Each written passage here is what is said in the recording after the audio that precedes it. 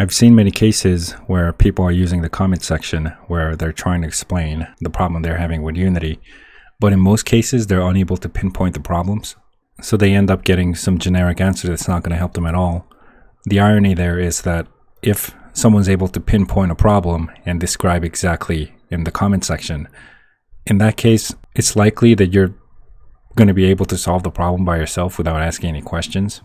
I would say it's much better, much more efficient to just upload your project on GitHub and share it with whatever game dev community that you're in.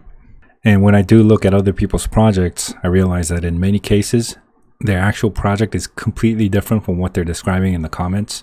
So just use GitHub, leave a link, and maybe some descriptions with it. Here's my project, for example. I prefer GitHub because so many people use it. Even if you're not used to the command line, there's clients that you can use, things like GitHub Desktop or the source tree. I like this client because you can track all your changes for your project. If you don't know how to use it, go on YouTube and search for things like source tree beginner guide, or search for whatever that you're not familiar with.